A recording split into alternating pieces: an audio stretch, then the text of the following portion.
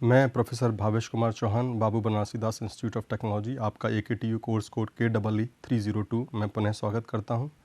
जैसा कि हमने पिछले आधे घंटे में जो हमारा प्रीवियस डिस्कशन था, इंडक्टेंस पे चर्चा की थी और उसमें हमने दो ब्रिजेस पे विशेष रूप से मैक्सवेल और हेज़ पे डिस्कशन किया था। आज उसी चर्चा को जारी रखेंगे और आज हम कुछ एडिशनल मेथड्स पे चर्चा करेंगे जो इंडक्टेंस मेजरमेंट के लिए इस्तेमाल किए जाते हैं। और उसमें सर्वप्रथम हम एंडरसन ब्रिज को जानेंगे, समझेंगे। फिर उसके बाद ओवेंस ब्रिज पे भी हमारी चर्चा जारी रहेगी। इसके बाद जैसे कि पिछले डिस्कशन में भी हमने पूर्व में उनकी खूबियाँ और उनके क्या सीमाएं हैं उसको जाना था, इसी तरीके से हम आज एंडरसन और ओवेंस ब्रिज के बारे में भी जानेंगे। और साथ के साथ आज हम क्या तरीके हैं जिससे कि हम मापने में जो त्रुटि होती है उसको कम कर सकते हैं। व्हाट आर द मेथड्स और what are the precautions that we can employ to reduce the error in the measurement when we are using AC bridges. तो जब AC ब्रिजेस का हम इस्तेमाल कर रहे हैं तो कौन कौन से तरीके से हम उस एरर को, क्योंकि किन कारणों से एरर आती है वो हमने पिछले जो है लेक्चर में डिस्कस किया था, लेकिन इस बार हम जानेंगे कि तरीके क्या हैं, वो टेक्निक्स क्या हैं जिनकी मदद से हम उन एरर को रिड्यूस कर सकते हैं, और या कौन सी ऐसी सावधानियां हैं या प्रिकॉशंस हैं जिनकी मदद से मापने की त्रुटि को कम किया जा सकता है, इसको भी हम समझेंगे। और साथ के साथ एक बहुत पॉपुलर डिवाइस है जो कि अगेन आपके एरर्स को रिड्यूस करती है और अर्थिंग को टेक केयर करती है, that is Wagner's. So that earthing device, Wagner earthing device पे भी हमारी आज आखिरी भाग में चर्चा होगी। सो this is the outline of the lecture, ये प्रारूप था। एंडरसन ब्रिज, ये तीसरा ब्रिज कह सकते हैं आप, जो कि इंडक्टेंस के लिए पॉपुलरली इस्तेमाल होता है इंडक्टेंस मेजरमेंट के लिए। तो अगर पूर्व के ब्रिजेस को ध्यान दें तो पहले की ब्रिज कॉन्फ़िगरेशन में, चाहे वो मैक्सवेल हो चाहे वो हेज़ ब्रिज हो, तो आपने देखा 4 आर्म्स थी जैसा कि व्हीटस्टोन ब्रिज में होता है।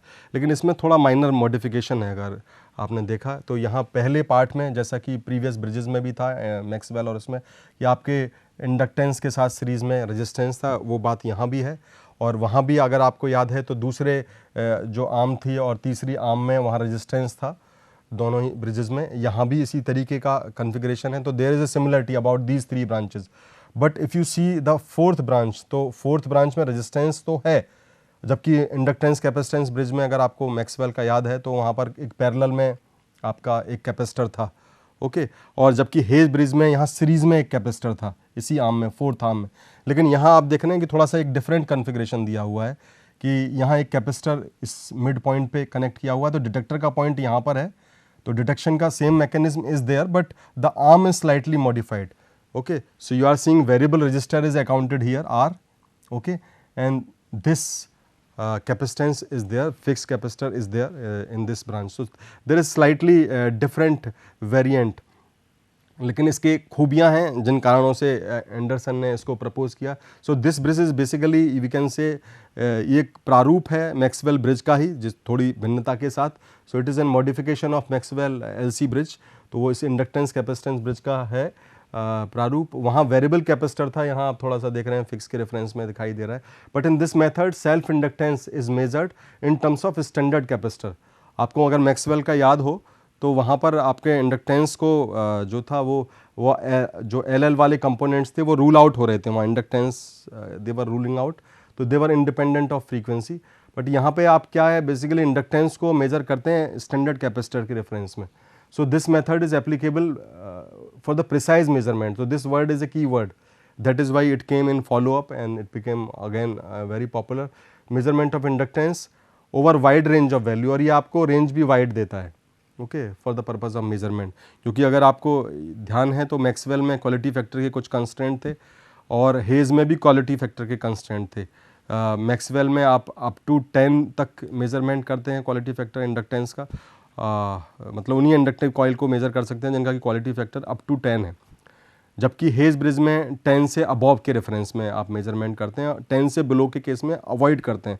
तो that was due to the 1/q factor. So 1/q का एक्सप्रेशन क्योंकि नेगलेक्ट कर दिया जाता था हेज़ ब्रिज में अगर वो 10 से ऊपर है। Which was not the case in case of Maxwell inductance bridge. तो यहाँ प्रिसाइज मेजरमेंट की इसकी खूबी है। तो इसका जो एडवांटेज है बेसिकली, तो इसमें जो adjustment are carried out by manipulating the control over R1 and R। तो यहाँ पर आप इसको मैनिपुलेट कर सकते हैं और उससे कंट्रोल कर सकते हैं बैलेंसिंग।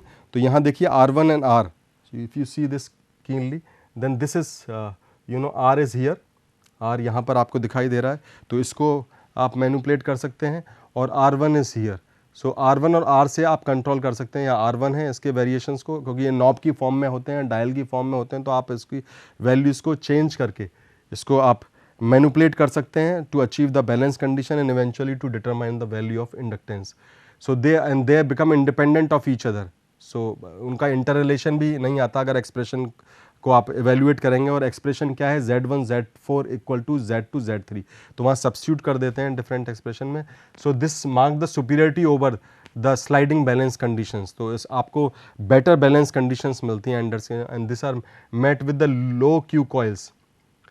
तो when measuring with the Maxwell bridge, तो लो क्यू कॉइल के रेफरेंस में भी आपको ये सुपीरियरिटी देता है। और अदरवाइज भी जैसे कहा कि वाइड रेंज है, so it is not constraint to a particular set of values only. So convergent conditions जो हैं इसकी ये इंडिकेट करती हैं that it is much easier to obtain balance condition in case of Anderson bridge than the Maxwell bridge for low Q coils. याद रखिए कि Maxwell जो इंडक्टेंस ब्रिज था वो भी 1 to 10 के लिए इस्तेमाल होता था, लेकिन उससे भी बेहतर बैलेंस कंडीशन वहाँ बैलेंसिंग करते थे अचीव। लेकिन यहाँ R1 और R के कंट्रोल को, क्योंकि ये दोनों टोटली इंडिपेंडेंट एक्सप्रेशन है, तो यहाँ आपको दो वेरिएंट मिल रहे हैं, R1 भी R भी, तो उससे आप बेटर कन्वर्जेंस पा सकते हैं और आपको ज़्यादा प्रिसाइज मेजरमेंट मिलेंगे for low Q coils also, which is the strength of the Maxwell bridge. तो मैक्सवेल की एक तरीके से आप कहें कि न केवल मॉडिफिकेशन है बल्कि उसका एक सुपीरियर वर्जन है, उसकी कमियों को इन्होंने बेहतर किया है सेम सेट ऑफ वैल्यूज़ के लिए। नाउ इफ़ इसमें एक fix capacitor can be used instead of a variable capacitor as in case of Maxwell bridge. Maxwell bridge में क्या था, हम वेरिएबल कैपेसिटर का इस्तेमाल करते थे, और वेरिएबल कैपेसिटर के साथ दिक्कत क्या है कि it is costly, it is an expensive device. यहाँ क्या है, एंडरसन ब्रिज में आपको वेरिएबल कैपेसिटर की जगह फिक्स कैपेसिटर का इस्तेमाल करते हैं, and which is cheaper vis in comparison to the variable capacitor. तो ऑटोमेटिकली आप रिलेटिवली प्रिसाइज मेजरमेंट कर रहे हैं, सेम बैंड में काम कर रहे हैं लो क्यू कॉइल्स के लिए, और आप उसकी कॉस्ट रिड्यूस कर पा रहे हैं क्योंकि आपको वेरिएबल कैपेसिटर की ज़रूरत नहीं पड़ रही, आप फिक्स कैपेसिटर से काम चला रहे हैं और एक्यूरेट मेजरमेंट भी कर रहे हैं, you are not compromising on accuracy. So that is an strength of this Anderson bridge. So this bridge may be used for accurate determination of capacitance in terms of so ये basically inductance measurement के लिए इस्तेमाल होता है और vice versa. आप capacitance भी indirectly अगर निकालना हो आपको, though they are traditional method for the measurement of capacitance, but indirectly if the inductance is already known to you, then you can also evaluate the capacitance with help of this Anderson method. Okay, disadvantage क्या है कि it seems relatively, अगर आप इसकी configuration को देखें, even circuit topology को भी देखें, तो it looks relatively complex. Okay, तो सिंप्लिसिटी ऑफ एक्सप्रेशन और simplicity of configuration is not there, which was the strength of Maxwell as well as Hay's bridge. दोनों में आपने देखा मैथमेटिकल एक्सप्रेशन जो फाइनल एक्सप्रेशंस थे, they were quite simple, okay, and they were not that complex. Even topology was quite simple, 4 simple arms either in parallel or in series, but here you are seeing that triangular shape is there. तो आप यहाँ देख रहे हैं कि triangular configuration है, तो that looks seemingly complex. So that is one issue. So Anderson bridge also has more parts. Okay, so it seems more complicated because of more parts, more components. It seems complicated, and balance conditions are that is why at times it may seem that the balance condition, achieving balance condition in this case are maybe tedious, but additional junction जो है ना, that basically increases at times the difficulty in shielding, क्योंकि जितने ज़्यादा components होंगे shielding उतना ही requirement बढ़ जाएगा, क्योंकि एक दूसरे से म्यूचुअल कपलिंग के चांसेस बढ़ जाते हैं। स्ट्रे इफ़ेक्ट्स भी जो नंबर ऑफ पॉइंट्स हैं जहाँ की स्ट्रे इफ़ेक्ट्स आएंगे, स्ट्रे का मतलब चाहे कैपेसिटेंस का हो, चाहे वो इंडक्टेंस या फिर shielding effects, so all these things they are more prevalent, उसकी फ्रीक्वेंसी और उसकी पॉसिबिलिटी बढ़ जाती है। So that is also one of the constraint in case of Anderson bridge. So considering the above complication of Anderson bridge in the case where the variable capacitor is permissible, अगर cost constraint नहीं है और आप variable capacitor का इस्तेमाल कर सकते हैं, तो ये सजेस्ट किया जाता है, ये समझने वाली बात है, ध्यान रखने वाली बात है, then Maxwell bridge should be used. Okay, or if the cost is permissible or variable capacitor is available, then of course you should go for the Anderson bridge. Now another configuration that is used, or another AC bridge that is used for the measurement of inductance is Owen's bridge. So this bridge is also used for inductance in terms of capacitance. तो ये भी उसी तरीके से capacitance के terms में measurement करता है। और इसके जो advantages हैं basically आप इसकी कॉन्फ़िगरेशन देख लीजिए। कॉन्फ़िगरेशन में आप देख रहे हैं कि यहाँ पर एक कैपेसिटर है फर्स्ट आर्म में, तो थोड़ा सा टोपोलॉजी चेंज है। यहाँ रेजिस्टेंस जो आप फर्स्ट आर्म में देख रहे थे, तो आप कह सकते हैं कि वाइस वर्सा यहाँ थर्ड आर्म में आपका resistance in series with inductance है, और जो सेकंड आर्म और थर्ड आर्म में सिंपल रजिस्टर होते थे, यहाँ आप देख रहे हैं कि एक सीरीज़ में कैपेसिटर लगा हुआ है थर्ड आर्म में, और second arm is only A register, which is similar case like the previous configuration. तो आप देखिए कि यहाँ पर दो कैपेसिटर आपको दिखाई दे रहे हैं ओवेन्स ब्रिज में, they are two capacitors, so that is a difference. Okay, not only one capacitor, both are fixed. और इंडक्टेंस आप देख रहे हैं तो there is only in this one arm which you are interested to find out. okay, rest, so if you see the expressions, then it's a simplicity, but of course number of components are relatively, you can say, more, just one more in comparison to the Maxwell bridge or Hayes bridge.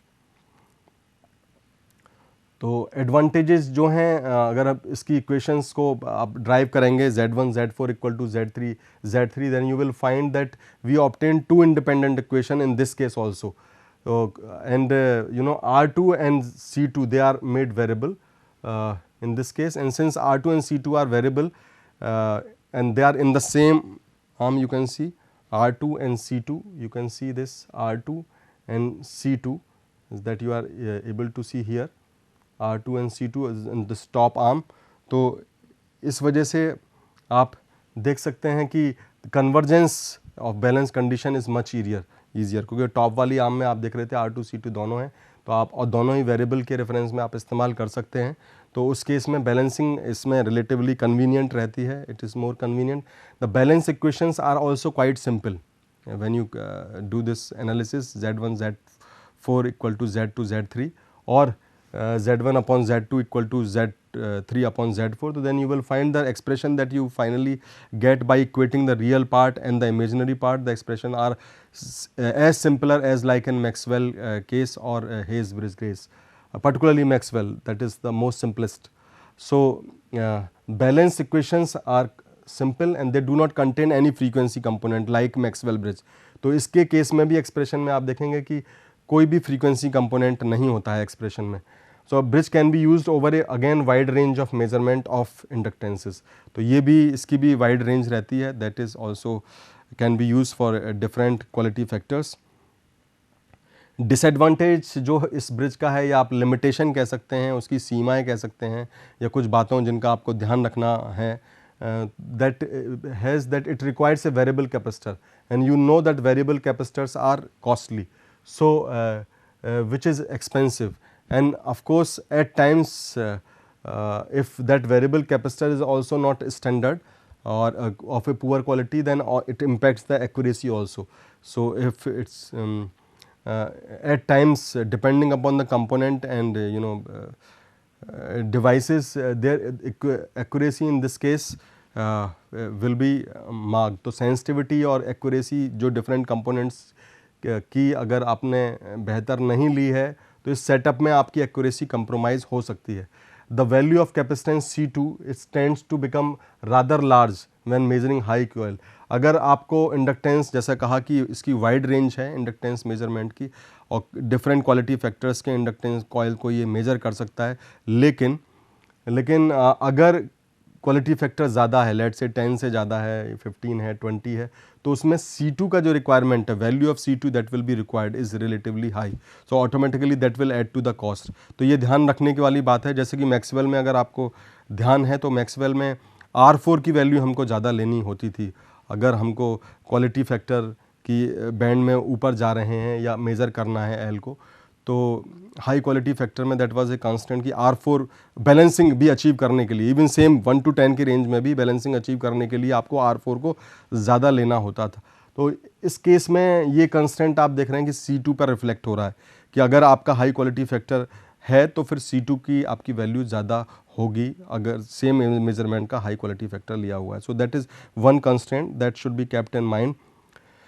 Then what are the methods to reduce the errors in AC bridges. जब हम measurement करेंगे कौन से methods हैं, क्या techniques हैं या क्या प्रिकॉशंस हैं, क्या सावधानियां हैं जिनको हमको रखना चाहिए।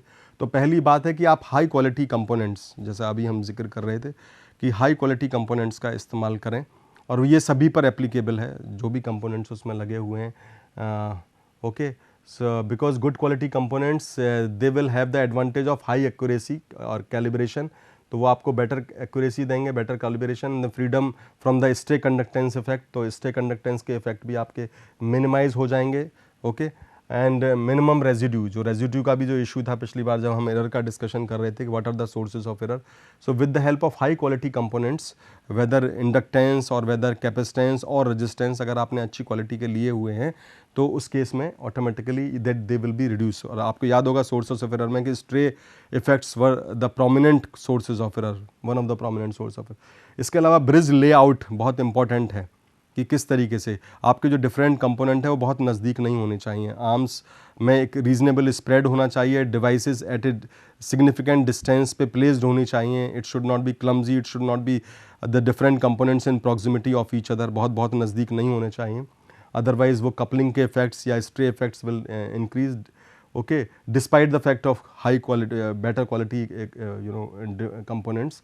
तो ब्रिज लेआउट एक बहुत मेजर पार्ट है कि आपने फिजिकली कैसे उसको लेआउट किया हुआ है। Another source of another technique to reduce the error is the sensitivity that we should take care about the sensitivity कि जो हम devices ले रहे हैं particularly detection के लिए, null detection के लिए, they have a high degree of accuracy and they are sensitive. So like for example let's say 1 part into the 10 to the power 4, okay, so 0.001 or better, तो 10 to the power 1 part in 10 to the power 4 और उससे better होना चाहिए। So and bridge उसी reference में sufficient sensitivity के साथ operate होना चाहिए if you want to reduce the error.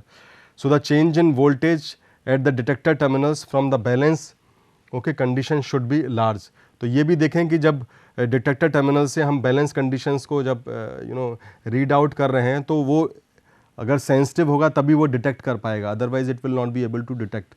So sensitivity is also one of the core issue. It summarized that sensitivity is also one of the core issue and we should take sensitive device.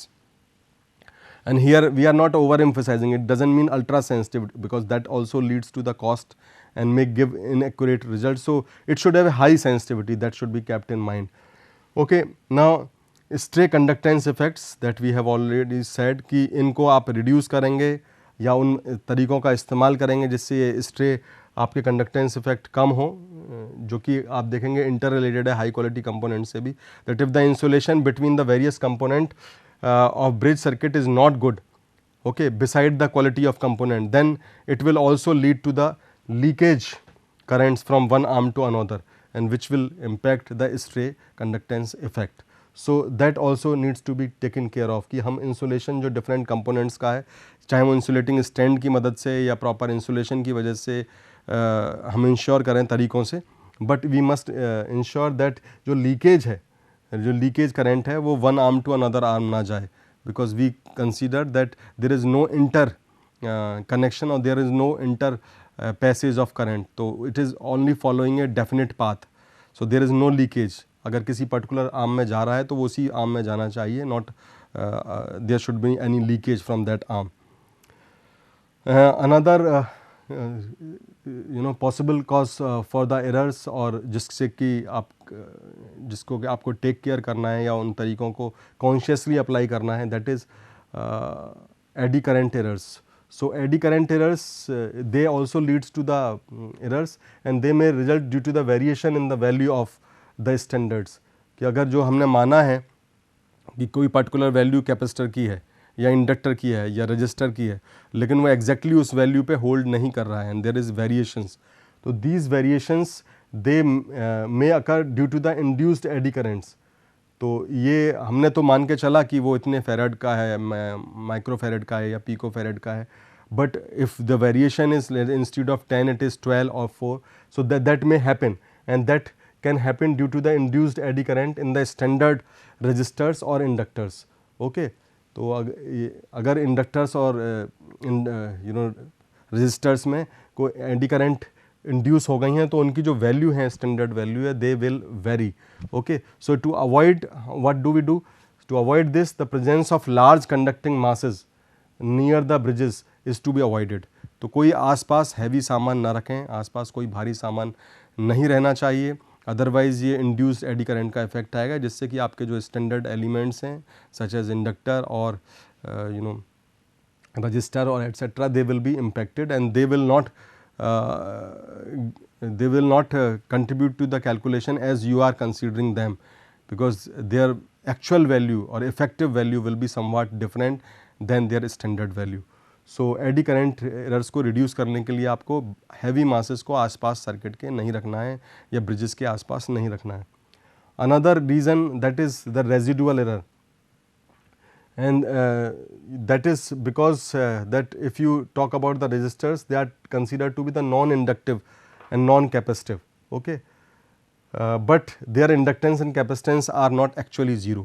So the residue basically it is inherent as a inductance and capacitance in the resistance. तो हम ये मान के चलते हैं कि जो basically मैंने पहले भी कहा था प्रीवियस लेक्चर्स में कि हम ये मान के चलते हैं कि R इज़ प्योर रजिस्टर और कैपेसिटर इज़ प्योर कैपेसिटर और inductor is pure inductor, but in actual they may have residue of some other parameters.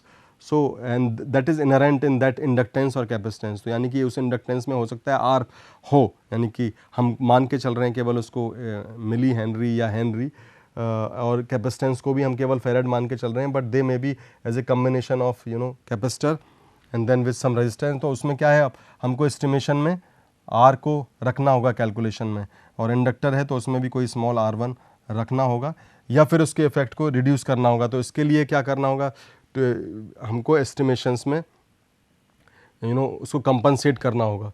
We have to compensate when we are calculating और estimating its value. So that is another method or that can help us to reduce the error, that is being conscious about the frequency and waveform errors. तो इनका एक अपना असर है, तो इनको अगर हम जहन में रखेंगे तो automatically we will be able to reduce the error.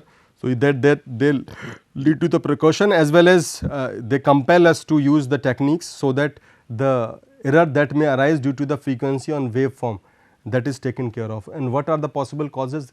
कि waveform of supply is basically is important when we talk about that bridge cannot be balanced both for the fundamental and the harmonics in waveform. हम ये मान के चलते हैं कि कोई harmonics नहीं है आइडियल केस में, बट हो सकता है कि उसमें मल्टीपल फ्रीक्वेंसीज़ हों, यानी कि फंडामेंटल फ्रीक्वेंसी भी हो जिस पे कि हम मेजरमेंट कर रहे हैं और मल्टीपल हार्मोनिक्स भी हो. तो आप जो बैलेंसिंग करते हैं वो बेसिकली उसी फंडामेंटल के लिए करते हैं, लेकिन वो हार्मोनिक्स है तो ऑटोमेटिकली वो बैलेंस के दौरान आपको डिस्टर्ब करेगा. It will effect your balance condition. So simultaneously you can not balance so competently for different harmonics along with the fundamental. So headphones are used in that case. Okay, so it will not be possible to obtain a complete silence at all, but only a point of minimum sound can be achieved.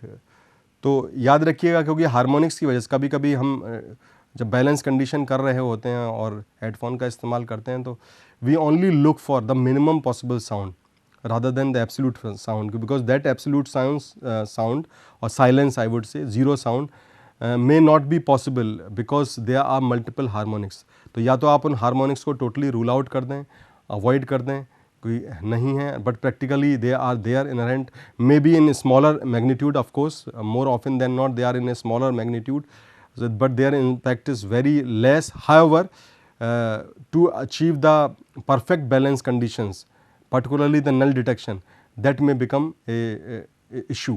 तो याद रखिए कि minimum sound के principal पे हम काम करते हैं, ओके और इसी तरीके से वेव फॉर्म भी इम्पैक्ट करती है, तो हमको वेव फॉर्म आइडियली वही ध्यान में रखनी चाहिए।